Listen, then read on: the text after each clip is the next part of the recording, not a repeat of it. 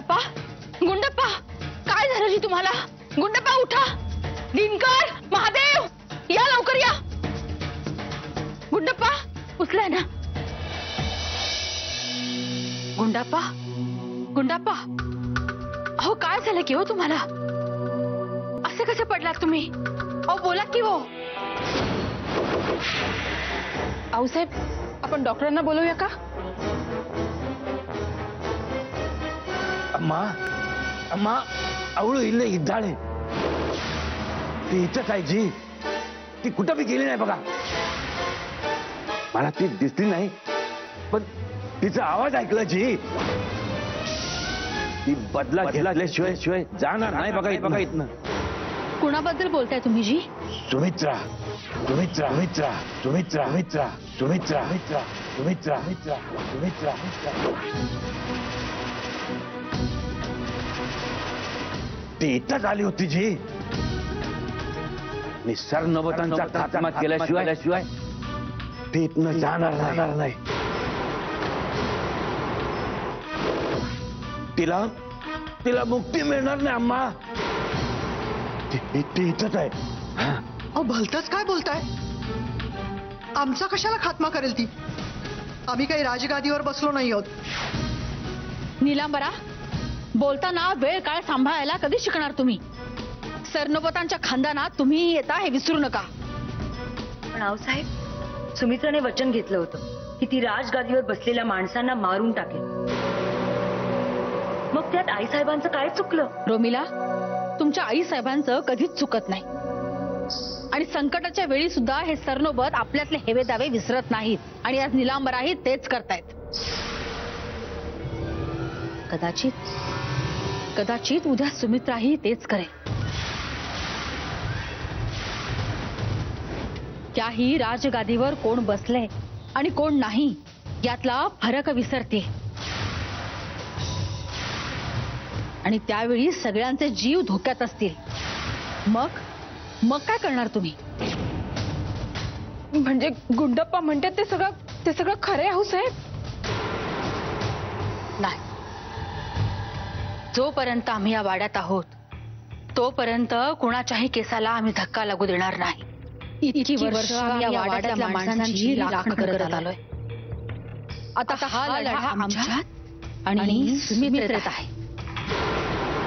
इथल्या माणसांना धक्का लावण्याचा त्यांनी प्रयत्न केला तर त्यांची आता खैर केली जाणार नाही. हे बघा, तुम्ही आता सगळेजण निघा इथून. कुठलाही वेडा वाकडा विचार करू नका. आणि गुंडाप्पांनाही जरा आराम करू द्या. निघा.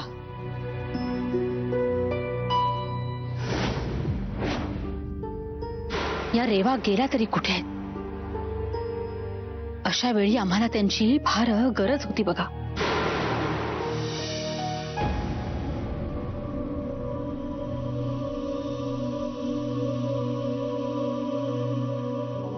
अग्नीचा बायोडेटा तर मिळालाय, पण यावर जे लिहिलंय ते तरी खरं असेल का?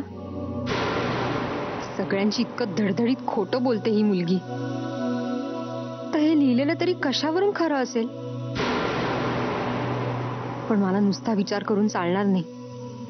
काहीतरी हालचाल केलीच पाहिजे.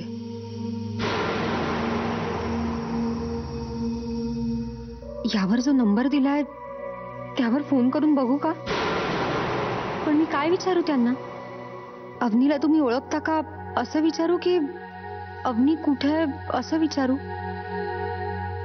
पण त्यांनी मी कोण बोलते असं विचारलं तर काय सांगू?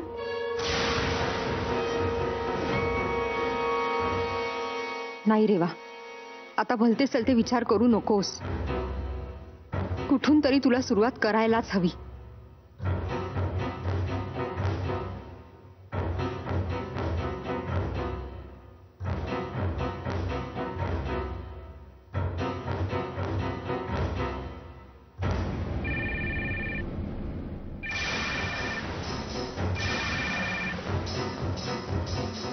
का उचलत नाहीये कोणी? हा अवनीच्या घरचाच नंबर असेल ना? त्या घरच्यांबद्दल तेव्हाच माहिती काढून घ्यायला हवी होती. काहीतरी घोळ नक्की आहे. रेवा, अगो कुठे होतीस तू? आऊसाहेब किती काळजी करत होत्या. मी देवळात गेले होते. मग सांगून जायचंस ना, इथे आधीच एक एक टेन्शन्स वाढतायत. काय झालंय? सगळं ठीक आहे ना? हे बघ, तुला आऊसाहेबांनी बोलवलंय, ताबडतोब जा तिथे तू. पण आई काय झालंय? तुमचा चेहराही उतरलाय. काही तू आऊसाहेबांकडे जा ना, त्याच तुला सांगतील काय ते. मला ना आता जाऊन देवासमोर बसायचंय. खूप अस्वस्थ वाटतंय मला, मन थाऱ्यावर नाहीये माझं.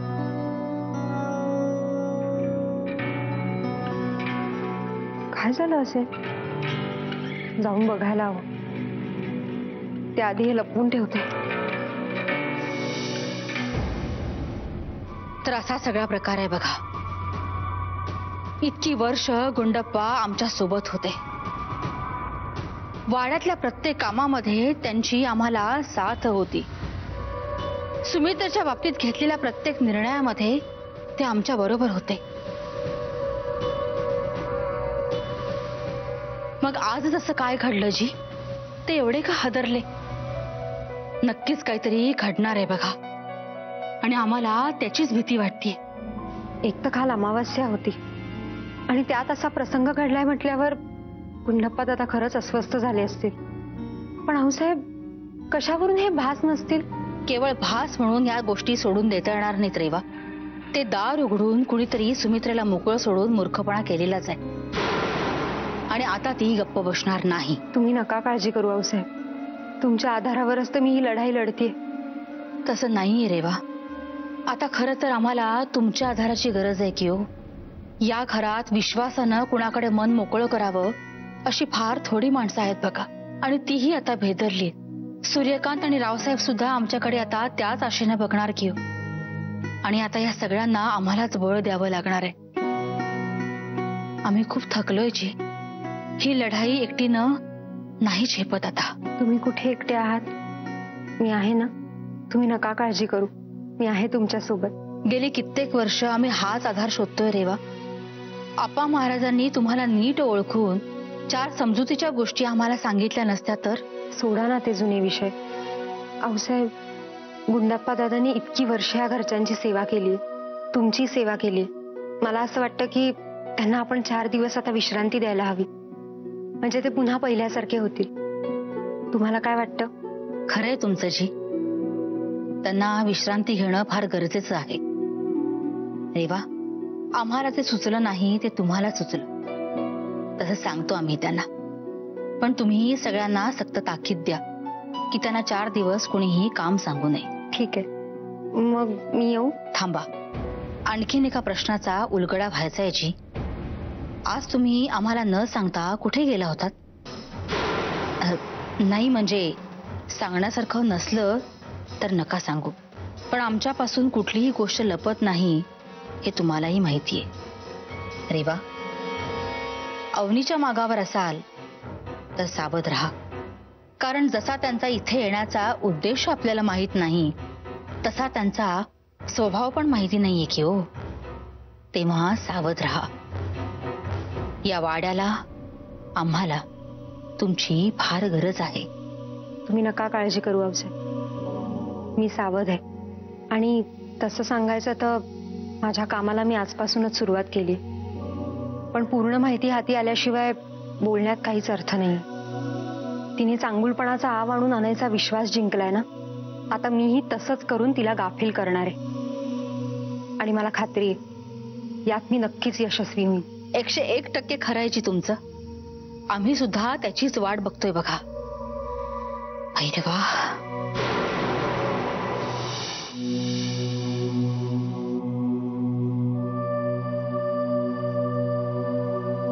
असं का करते ताई? मी इतकं समजावून सांगितलं तरी तिने आपलं काम सुरूच ठेवलंय.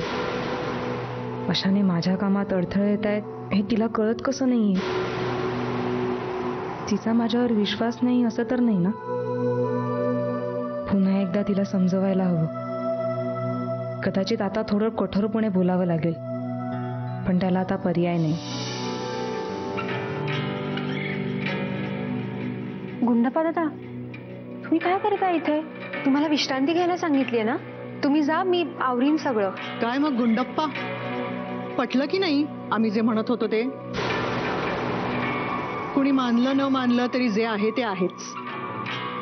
आता एक जबरदस्त धक्का बसल्यानंतर तरी डोळे उघडले असतील ना तुमचे? रेवा, तू सकाळी देवळात गेली होतीस ना? मग प्रसाद आणला असशीलच. जरा दे गुंडप्पांना, गरज आहे त्यांना. हे असे धक्के पचवण्याची ताकद वाढेल त्यांची. आणलंयस ना प्रसाद? हो, म्हणजे आणला होता ना, पण गुणामावशीकडे राहिला तो. गुंडप्पा दादा, आता देवही तुमच्या पाठीशी नाहीये. म्हणजे तुमचं आता काही खरं दिसत नाहीये. बास झाला आता. जेव्हा सगळे गुपचूप. हा विषय पारावर चघळण्यासारखा आहे असं वाटतं का तुम्हाला? गुंडाप्पांना भास झाला की ती बरोबर बोलतायत हे येणारा काळच ठरवेल जी. नाही आऊसाहेब, सत्य आपण जरूर शोधाल, पण इतकी वर्ष या वाड्यामध्ये आपण पूजा अर्चा यज्ञ याग केले, त्याचा काहीच परिणाम दिसत नाही. हे जरा आश्चर्यकारकच आहे. अस्थिर आणि अदृश्य शक्तीशी सामना करणं म्हणजे तुम्हाला पोरखळ वाटतो की काय हो? आम्ही असं कुठे म्हणालो आऊसाहेब. आमचं म्हणणं एवढंच आहे की इतकी वर्ष त्या शक्तीला संपवण्यासाठी जे प्रयत्न आपण केले त्याचं काही फळ नाही मिळालं. ह्याचं आश्चर्य वाटतंय आम्हाला. खरं तर मला तुम्हा सगळ्यांचंच आश्चर्य वाटतंय. अहो, कमाल करताय तुम्ही. आजच्या काळातही तुम्हाला असल्या गोष्टींवर विश्वास आहे? अगदी बरोबर बोलतोय मेघदत्त दादा. आपलं जग कुठल्या कुठे गेलंय आणि आपण कुठल्या विश्वात अडकलोय. चंद्राचा सुद्धा शोध लागला, पण आपल्या दारामागे कुठची शक्ती आहे की नाही ह्याचा अजून शोध लागत नाही. तुमचंही बरोबर आहे अनिराजे. तुमच्या पिढीला सगळ्या गोष्टी पुराव्यानिशी सिद्ध व्हाव्यात असं वाटतं, पण काही गोष्टींची उकल अजून विज्ञानालाही झालेली नाहीये. अगदी परदेशातही. आपल्या घरातलं रहस्य तसंच आहे. इतकी वर्ष आऊसाहेब त्या शक्तीच्या विरोधात लढतायत. कधी कधी त्याही हतबल होत असतील त्या शक्तीसमोर. आणि आता रेवा देवपूजेचं करते म्हणून आऊसाहेबांना थोडा विसावा तरी मिळतं. हो ना, रेवाचं देवदेव करणं इतकं वाढलंय की काही दिवसांनी जर रेवाला शोधायचं असेल तर एखाद्या देवळातच शोधावं लागेल. काय ग रेवा, आज कुठच्या देवाला साकडं घालायला गेली होतीस? विठोबाच्या. अरे, पण आपल्या घराच्या जवळपास विठोबाचं मंदिर नाहीये. तू आपल्या ऑफिस जवळ आली होतीस का? अगं मग भेटायला यायचं ना ऑफिसवर.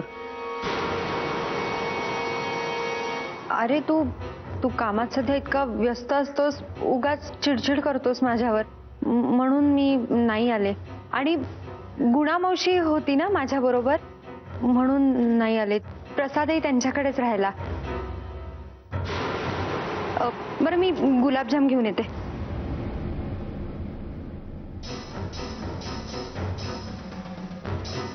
आता तर पाहिलं मी, इतक्या ड्रेस मध्ये जाता आणि लगेच साडीत येता आणि लगेच जाता ड्रेस मध्ये.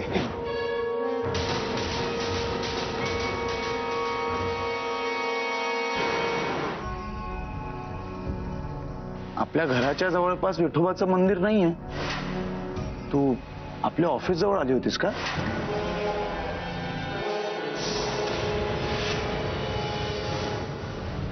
रेवा, अगं काय झालं? किती घाबरलीस तू? काही टेन्शन आहे का? नाही नाही, मला कसलं टेन्शन असणार.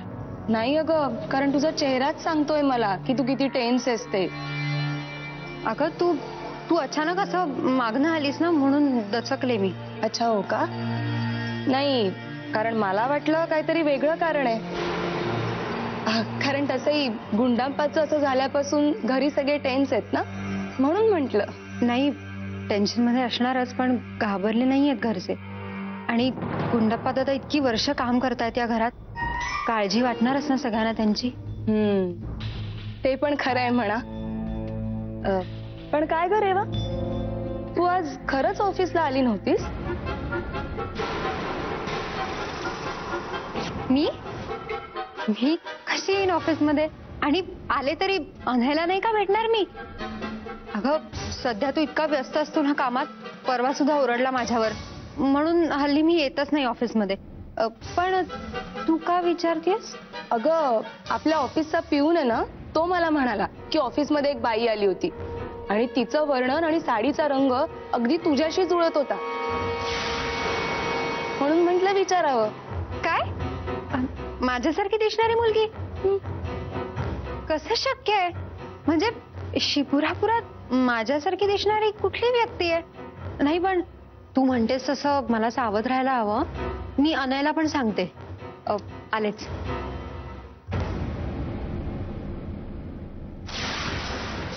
ही रेवा वाटते तितकी साधी दिसत नाही, तिचं नक्की काहीतरी चाललंय.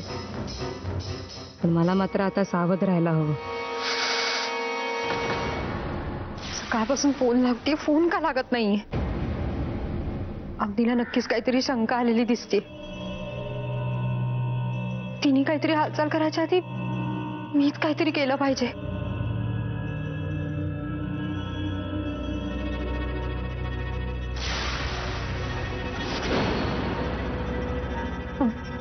अनय, तू शांतपणे आलास ना तरी मी ओळखते हा तुला.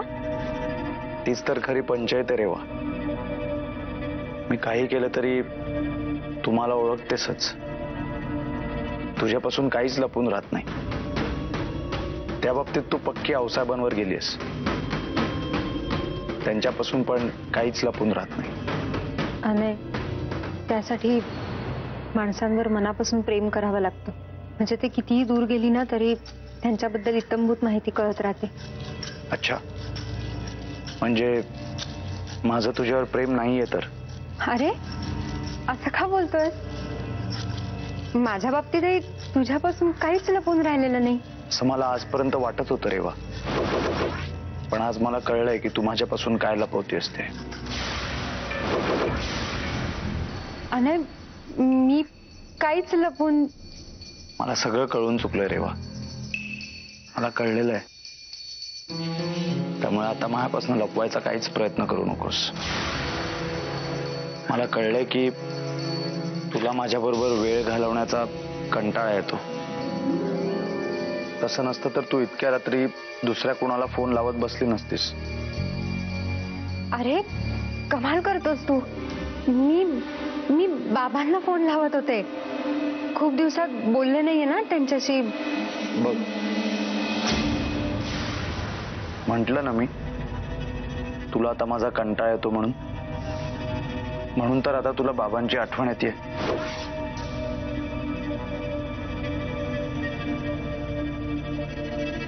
त्या दिवशी मी तुला नाही ते बोललो म्हणून नाराज आहेस ना? अजून विसरली नाहीस ना ते सगळं? रागवलीस माझ्यावर? अनय, तुला चांगलं माहितीये मी जास्त वेळ नाही चिडू शकत तुझ्यावर.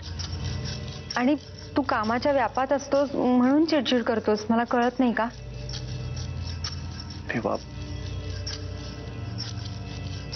रेवा, अनय, दार उघड आहे. त्या दिवशी नाही का आई म्हणत होत्या की